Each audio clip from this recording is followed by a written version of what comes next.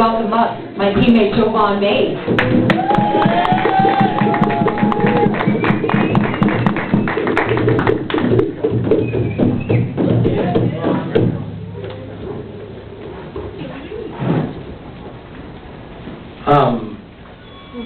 First of all, let me extend out a very big thank you to Luke and your guys for working with me.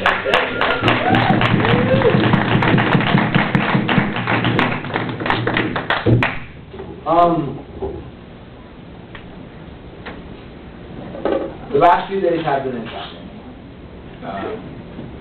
I am born and raised in Aurora as well, and my father is the kind of community liaison where I don't go anywhere without anybody knowing him. And the more that I became an ambassador in this community, I'm starting to feel the same reaction for myself when you hear that some of people have been killed in your community. You know that it's not even possible for you to have a degree of separation from them.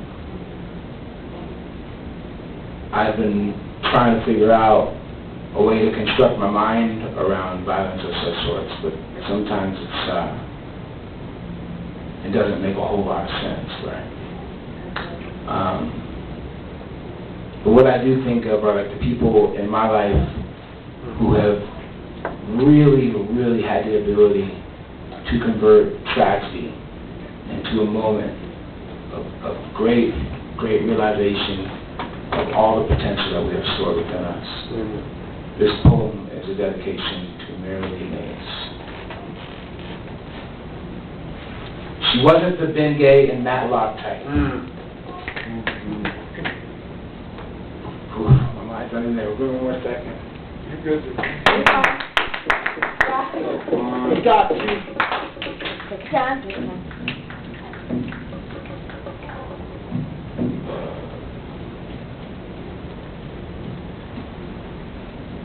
She wasn't the Bengay and Matlock type, nor is she an expert in household chore techniques or even chocolate chip cookie recipes. She didn't have an oversized grumpy cat or some undersized chirpy dog, but there were parakeets within her heart that kept her company when none was said. She grew up in Pendergrass. I guess that's somewhere in north central Georgia, so just deep enough in the south that one could actually see the surface. As a child, she observed the flight patterns of turkey vultures. She loved the way that their feathers sprayed through the southern sky because where she was from, they were the only things breaking the color line. The experts say these buzzards shared the same soaring shadows as bald eagles, so sitting there, feeling like a carcass. Simultaneously, she found freedom. Her mother put her and her sister on the first feather that they could find up north because they heard that up there, Jim, you have to clip his crow's wings. Her mother became the first Nubian in Queens to own her own palace.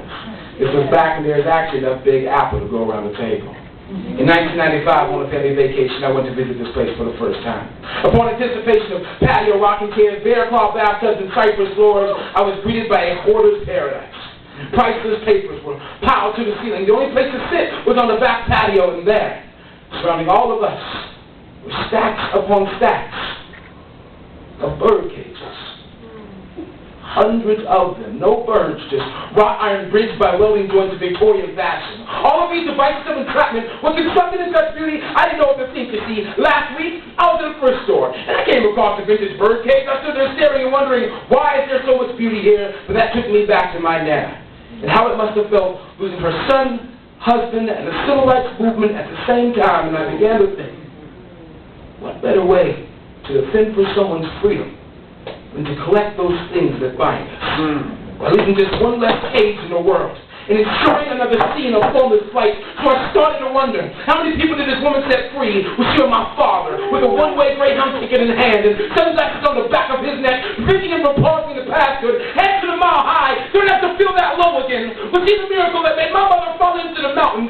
Did he swoop my grandfather to Kansas misery? Did he hold the keys to my throat? Did he stitch my cousins into the Blue Angel, Air Force Falcon that they became? Could you feel like you won the civil rights movement in your own backyard? Let me tell you something. When your time comes, How many people were you selflessly unshackled?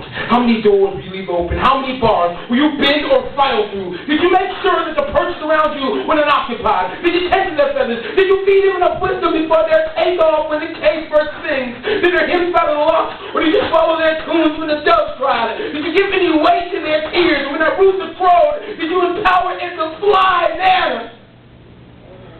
Why'd you have to go?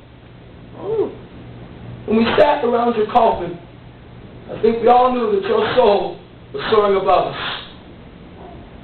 Young fellas, they must have been framed in the sky. Everyone in attendance was just a cage